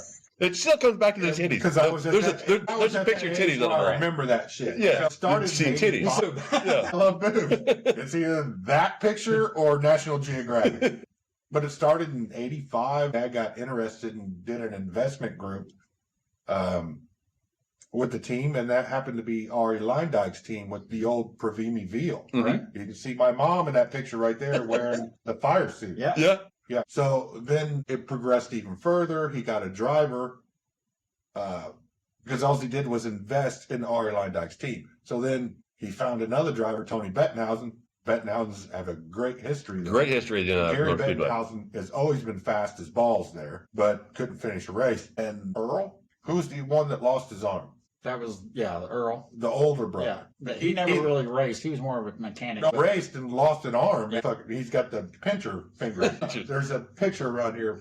It doesn't matter. So 86, I started paying attention, and that's when he hooked up with Tony Bettenhausen, and it all went from there. And that tire over there behind Brad is off their first car, which is in these pictures, the 86, the Stuart Skillman, which goes back to you, with the orange number 16. Tony Bettenhausen's always been number 16. So, I mean, that's basically what it is. And it went on till the 90s when Tony was done and was managing the team, kind of like Tony Stewart is now, but Dad was still funding, and they got Stefan Johansson. Actually, guess who tested right before Stefan stepped in that car? Helio Castroneves. No shit. That was picture actually there. 1990. That picture there. Poncho couldn't qualify, and it was on bump day. And they, Tony wrecked his car, and they bought that car, and it has the Ghostbusters 2 logo on that car. If you look, with the Ghostbusters, but it was that year, and Poncho couldn't get it qualified, but Tony stepped in and got it qualified at 33. There you go. So yeah, a little history here. Brad Diehard, Yankees family had some history in the IndyCar series back in the day at the Indianapolis Just Motor grew Speedway. up with it, man. It was cool. Yeah, one of the highlights, whatever, just knowing your dad or whatever, but the conversations that me and him would have. With Bill. Oh my gosh. And it's funny because he would always give me that crooked smile, like when something was devious or whatever. But like, he told me like the greatest place that he liked to watch the start of the race was inside turn 1. And who would stand with him but Paul Newman? And they would not say a word to each other. Just watch the car. Just watch the beginning of the race. It was such a cool place because there was nobody around them. They were out of the crowd. It was just a grassy area. And they would stand down there and watch watch the start of the race, which I always thought was cool. I met Paul Newman, Henry Lee Summer, and the bad guy from the first Rambo movie. First Blood. They all stood there in that corner, and I just walked over with a hot dog to talk to Dad, because Indianapolis Motor Speedway. Who was the bad guy from the first Rambo? Was that the cop, the sheriff? Yeah, sure. Brian Dennehy? Yeah, that's it. Yeah. Why don't you turn around, leave my town, and don't worry about it. Yeah. But I walked up with a hot dog. I was like, "What you doing, Pops?" About ready to watch this race.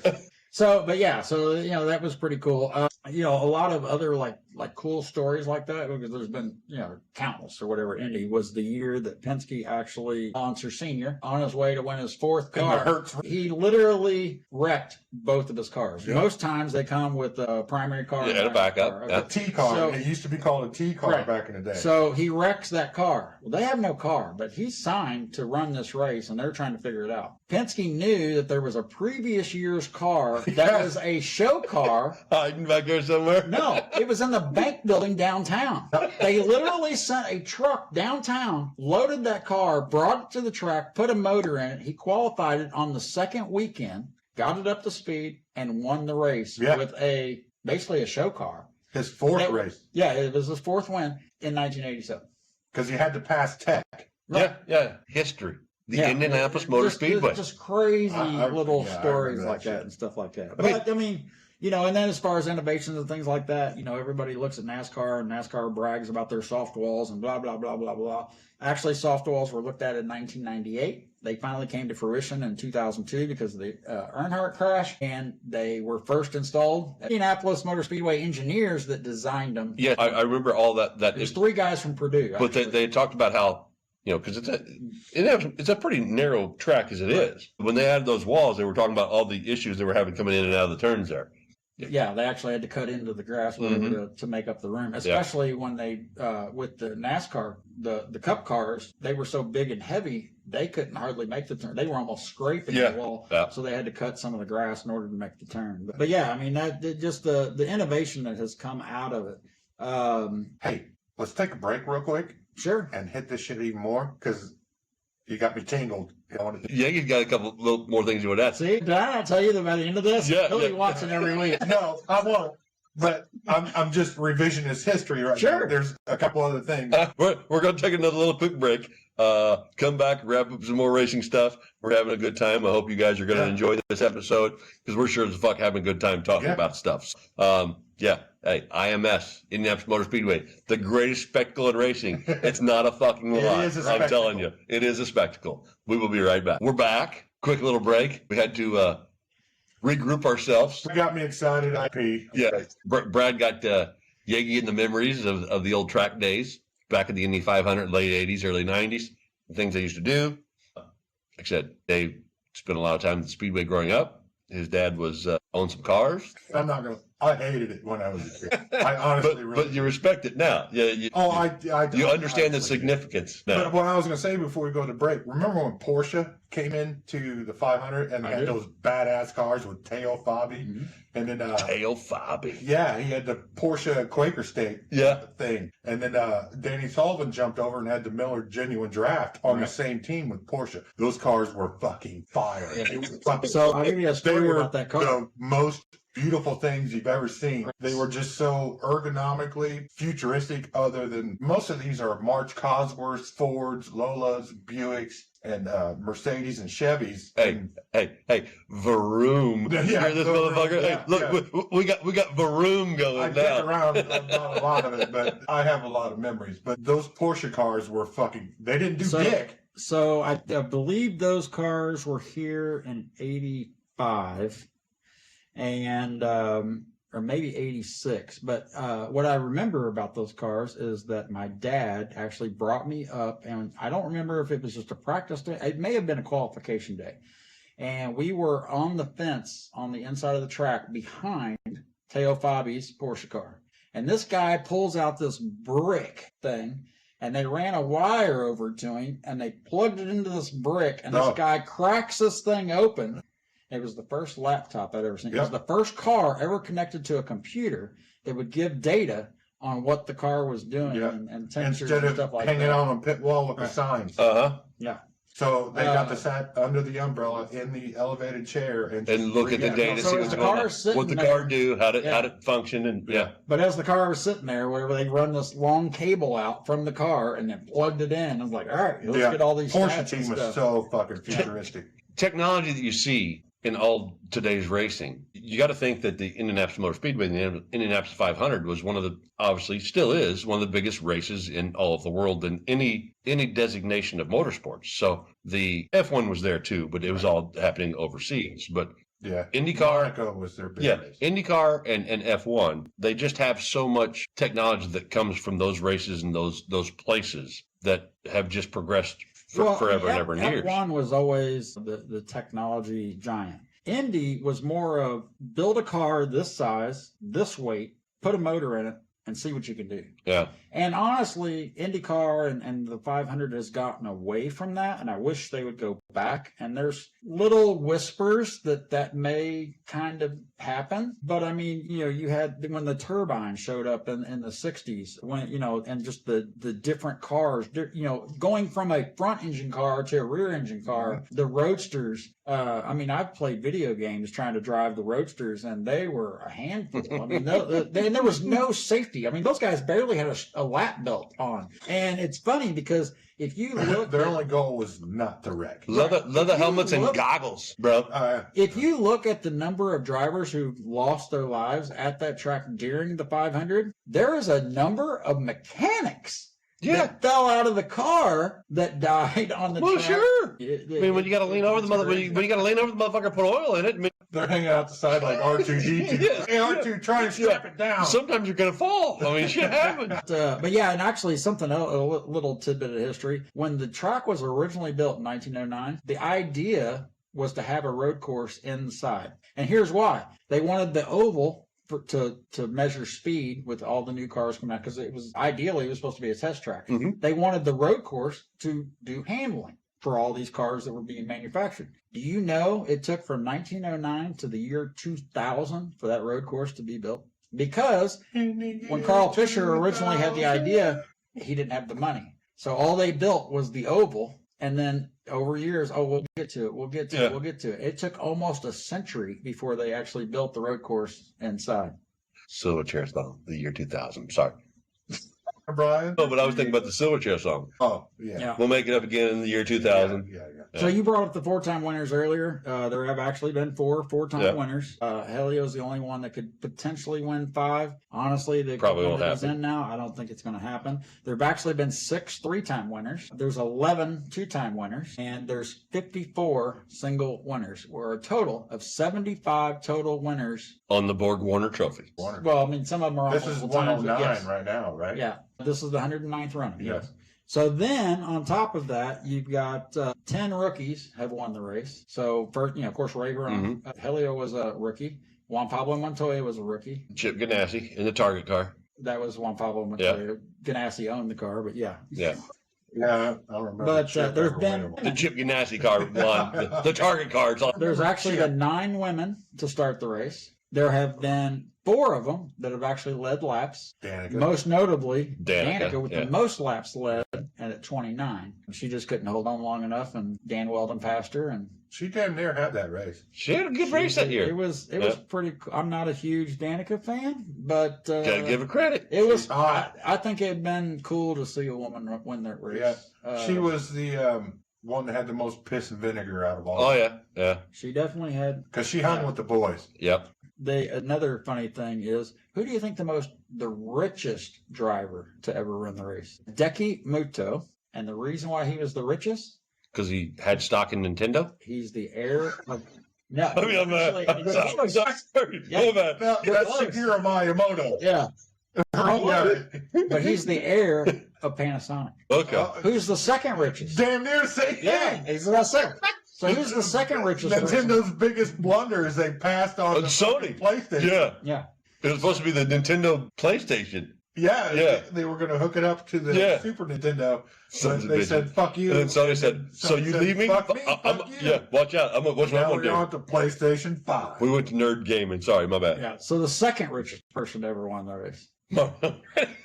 Italian One bastard. of the women, Luca Duno. She's the heir of Texaco. That's right. Yeah. That's why she had a good ride. right. Well, it wasn't a great ride because she didn't Milk win. and Donuts? Something that could happen. I know, this year. but Marshall always called her Milk and Donuts. Milk and donut. So something that could happen this year that's never happened before is somebody winning the race 3 years in a row.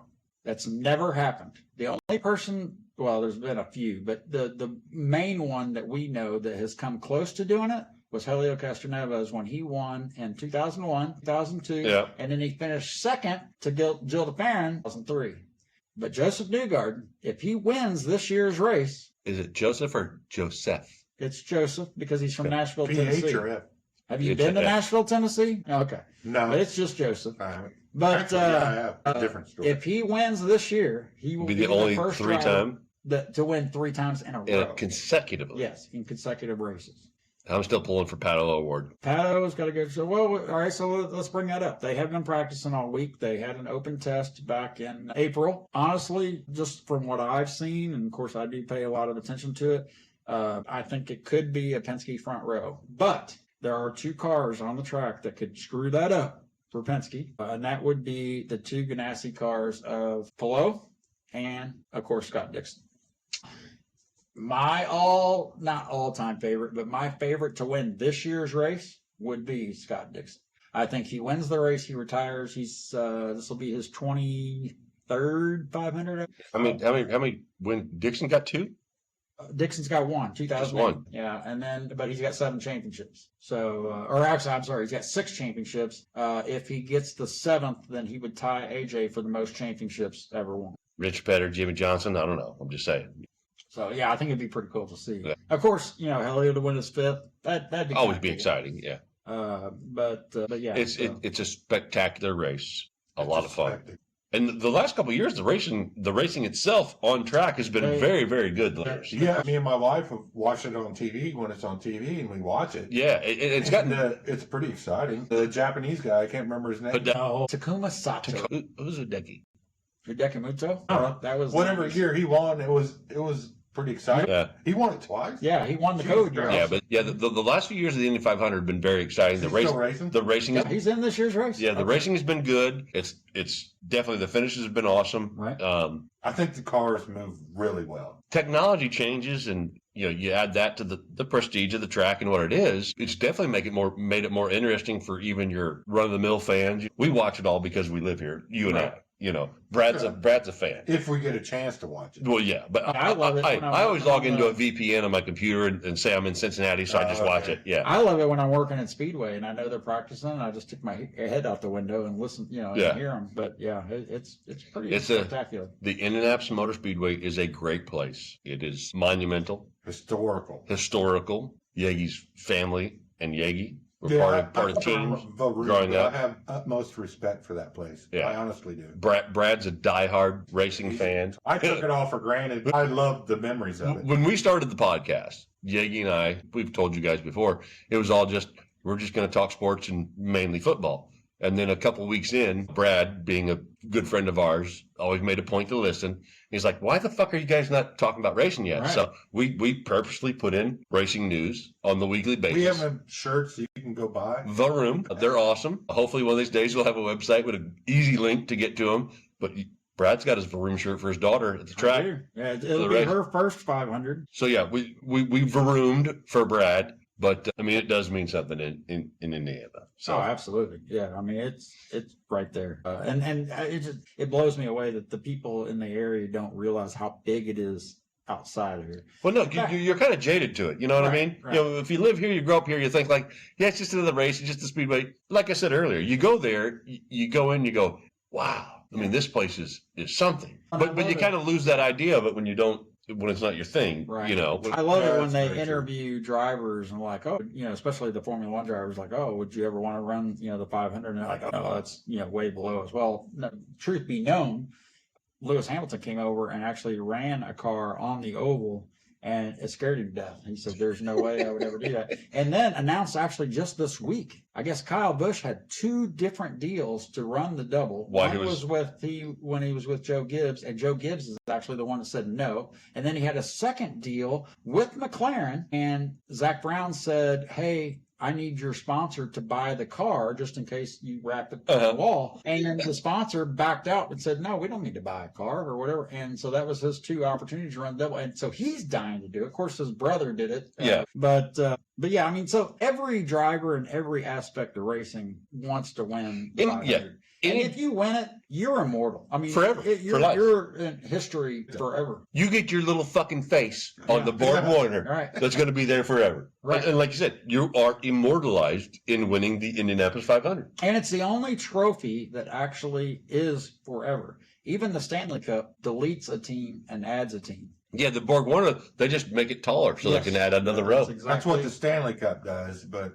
No, they actually erase teams. So the they don't want to goes away. I know, but what I'm saying is the actual top of the trophy is the trophy. Yes, but the underneath part where they add all the names. Because, Jesus Christ, people got to lift it up. Well, yeah, you got to drink beer out of it, and they got to, eat Cheetos and stuff. Yeah, but I did hear something on the radio today, kind of fun. Milk that they drink at the Indianapolis Motor Speedway is all from locally sourced dairy farmers. Yeah, it is. And they get their pick There's of actually whole milk, 2 dairies. 2%, or... chocolate. No, there's no chocolate.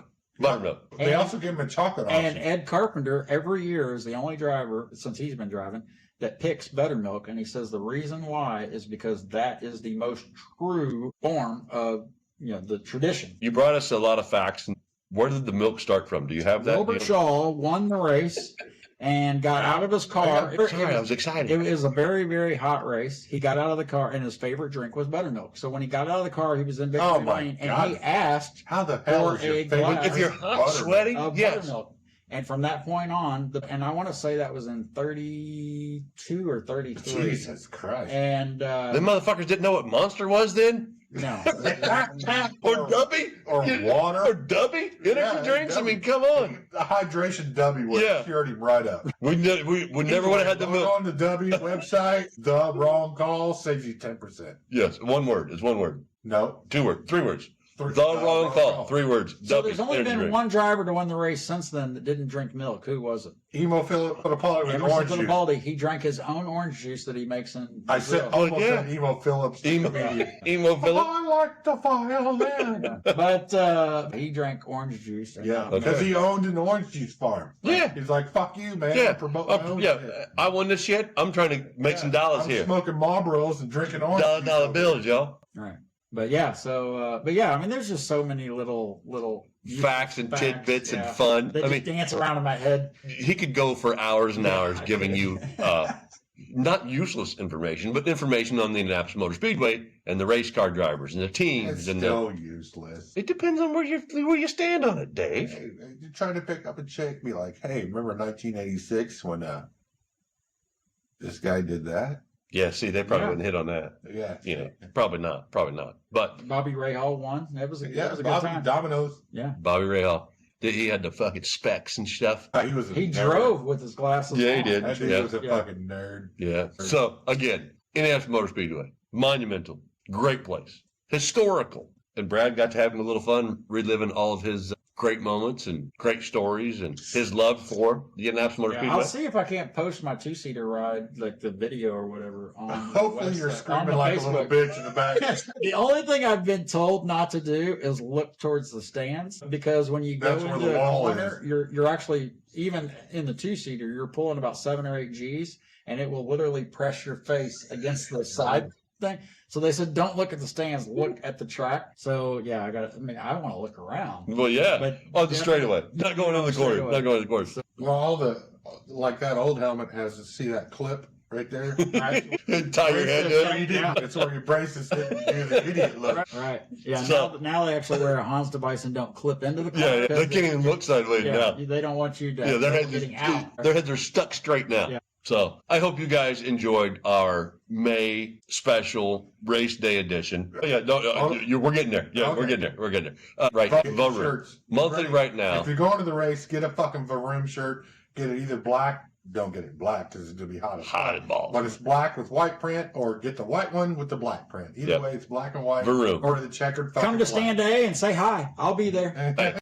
Winterhawk Studios, that's where Mobile the shirts are. tires. We've got the Dubby. Okay, we've got the energy drinks. Get them. You're gonna need the hydration after Yes. the race. If you go to the race, it's going to be hot out there. You're going to need to hydrate. We have some caffeine drinks, and we have just a straight hydration for you folks that don't like the caffeine, which is where Yagi stands. Yep. But get you some of that helmet's Dubby. been in 5 or 6 races. 3 words. Wrong call. The wrong call. Get your discount. 10%. Get you some Dubby. And get excited for football season, because these guys will be back on a weekly basis. Weekly on football season. Banging it. Probably Giving it 2 hell. weeks before week 1. Are we going to do the preseason? Well, I don't know. It all depends on the camping trip. It does. It does. It does. Yeah. Hey, To come up The with. camping trip is the catalyst. Yeah. the Wrong Call Sportscast came about on a Labor Day camping trip. And here we are, still doing it, sticking with it. We're growing in small increments, gradually. Dubby, merchandise, live video, awesome studio, little baby steps, baby steps. We will get there. We will be awesome. We're awesome already, but we're going to continue to be awesome. So Feel awesome every day. I enjoy the shit out of it. Brad, thank you so much for coming in and doing Not a problem. your racing I'll episode. tell you what, I've been bored in the off season. I'm ready for football just so I can start doing stats again. Because Well, yeah. And you know what? We get nerd. this stuff videoed in. We're going to have all of our friends on weekly. You guys are going to you're going to know everybody that we talk about on a regular basis. So, yeah, apparently you have to have a good internet connection. well, I mean, obviously you do. I mean, it didn't so much work. Hey, the area is awesome. The internet, maybe not so much, but we will work it out. So thank you guys. Stick with us. It's only going to get better. We're going to continue to do what we do. We appreciate it. And before we wrap up, Dave has something he would like to say to you guys and everybody. Just a little something special that he worked out. So Well, yeah, we're in Indyville right now. I call it Indyville. I look around at all this stuff and it brings good joy and memory. But as a good friend, Brad, me and Mom had talked. That brick right there for the Indianapolis Motor Speedway one of 950,000. 3.2 million, but yes. Who's We counting? want you to have that. Thank you. That's pretty awesome. My eBay is Well, it's only worth $100, so you're not going to get much. So you still have to go to work. yeah, that's pretty awesome. But yeah, me and Mom talked, and out of everybody that we know, you would respect it more. Oh, absolutely. And Appreciate the it. conversations that you and Pops had together. Yeah, they were cool. And I want you to take that home, and I Okay. want you to pass it down to Blaze or one of your girls or whoever's going to respect it. Yeah, the first thing I'll do is take a picture and send it to Blaze and be like, "Hey, look what I Yeah, got." And he'll Brett- be like, "Oh, that's go ahead and put the little Obviously- sticker on it." Brad's here with us because he respects the Speedway. He the aura of it is not lost on him. My ashes are going to be spread there. So Look Rick, at the very top. It's got a white stripe, whether it's an outside line or an inside line. It would only be an inside line. They didn't paint white stripe. All they did was have the wall. So Don't correct me. I'm just a piece of history. Do you want it or not? Yeah. So, yeah, that Dave- is yours because I love you yeah. and you're a good friend. And thank you. and this is something that he would appreciate. Yeah, So yeah, as we were that means as a lot. Dave and I were setting up, getting ready for this show, we put the brick on the front of the table, and he said, "This is going to be Brad's." So Yep. 1909 Culver Block. right from the Indianapolis Motor Speedway, Yeah. history right there. So again, thank you guys for listening. Thanks for sticking Yeah. with us. Remember, we got the energy drinks, we got the merchandise store, we've got more things to come that are going to be Lots of better. swag. Yeah, lots of swag. You got to get that Varoom shirt. Brad, again, thanks for coming in and hanging out with Not a us. problem, man. We did our thing. We'll be Yeah, back next we month. did. I don't know what next month's subject is going to be, but It's probably going to involve a lot of NBA finals and hockey finals. yeah. And we're going on vacation. Oh, on vacation. Maybe we can do it from vacation. No. No, I'm not nah, doing fuck shit that. All on right, never I mind. don't think you'll find enough sober time to do Probably it. not. Probably not. You see, that's what I was So- saying. Don't even drag. We'll be trying to hook it up with drunk kids on crack. Right. So, from the research department, Mr. Bradley Damron, Yeah. from my partner in crime, Mr. Dave Yagi, I am Josh Tidwell. We are the Wrong Call Sportscast. Thank you for listening. Thank you for checking us out. Stick with us. Don't go nowhere. We've got much more to come. Season 2 is going to be phenomenal. So, hang with us. Yep. Buy Debbie. Buy merch. And thanks for making the right call and listen to the wrong call. There you go. He got it right. Yeah, Dave, I had to think about yeah. it. You kicked ass, brother. Hey, bud, you kicked ass too. Brad, you kicked ass too, buddy. I try. Thank you, guys. Enjoy. Peace out. Love you all.